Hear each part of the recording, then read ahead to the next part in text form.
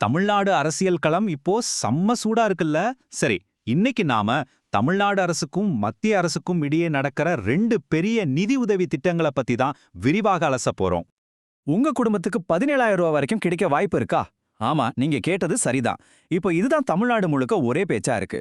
உண்மையிலே உறுதி செய்யப்பட்ட பணம் எவ்வளோ, வதந்தியா பரவற திட்டம் என்னன்னு வாங்க இத பத்தி கொஞ்சம் டீட்டெயிலா பார்க்கலாம். முதல்ல ஒன்னு புரிஞ்சுக்கணும், இந்த நிதி உதவிங்கிறது வெறும் பணம் கொடுக்கிற விஷயம் மட்டும் இல்ல. இதுக்கு பின்னாடி ஒரு பெரிய அரசியல் இருக்கு.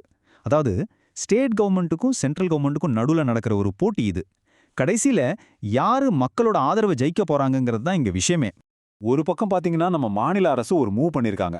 அதுக்கு கவுண்டர் கொடுக்கற மாதிரி சென்ட்ரல் கவர்மெண்ட்டும் ஒரு பெரிய பிளான்ல இருக்கிறதா ஒரே பேச்சா இருக்கு. ரெண்டு பக்கமும் என்ன நடக்குதுன்னு ஒன்னொன்னா பாப்போம். சரி, முதல்ல நம்ம மாநில அரசு கொடுத்த பணத்திலிருந்து ஆரம்பிக்கலாம். ஏற்கனவே நிறைய பேரோட கைக்கு பணம் வந்தாச்சு இல்லையா? அந்த 5,000 ரூபாய் திட்டம் என்ன, அது எப்படி கொடுக்கப்பட்டதுன்னு பார்க்கலாம்.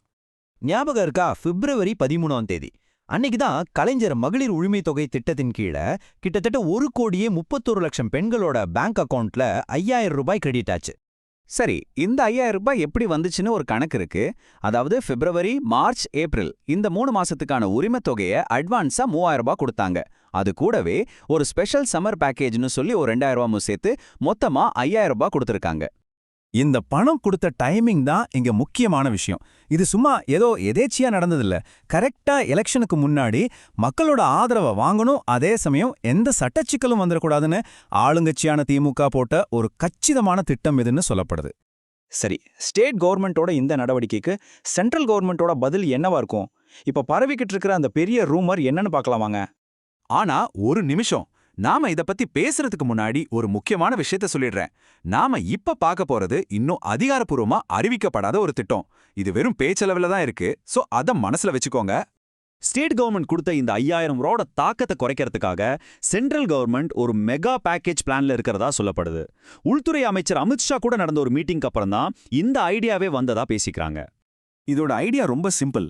கேஸ் சப்சிடி, உர மானியம், PM கிசான் திட்டம்னு தனித்தனியா வர்ற சின்ன சின்ன தொகையெல்லாம் ஒன்னா சேர்த்து மொத்தமா ஒரே பேமெண்டா 12,000 ரூபாய் மக்கள்கிட்ட அக்கவுண்ட்ல போடுறது தான் பிளான். இப்படி பண்ணா அதோட தாக்கம் ரொம்ப பெருசா இருக்கும்னு நினைக்கிறாங்க.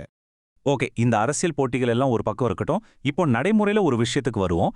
மாநில அரசு கொடுக்கிற இந்த உதவித்தொகை திட்டத்துக்கு யார் யாரெல்லாம் தகுதியானவங்க, அந்த ரூல்ஸ் என்னன்னு பாத்துரலாம். இங்க பாருங்க, இதுதான் முக்கியமான தகுதிகள். உங்க குடும்பத்தோட வருமானம் வருஷத்துக்கு 2,50,000 லட்சம் ரூபாய்க்கு கீழே இருக்கணும். அதே மாதிரி உங்க பேர்ல இருக்கிற நிலத்தோட அளவும் நீங்க பயன்படுத்துற கரண்ட் யூனிட்டும் கணக்குல எடுத்துக்கப்படும். அப்புறம் 21 வயசுக்கு மேல இருக்கிற பெண்களுக்கு தான் இந்த திட்டம். ஆனா எல்லாராலையும் இந்த திட்டத்துல சேர முடியாது. சில விதிவிலக்குகளும் இருக்கு.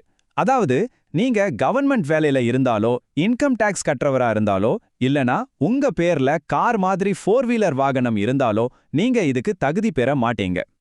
இந்த போட்டி இதோட முடியல.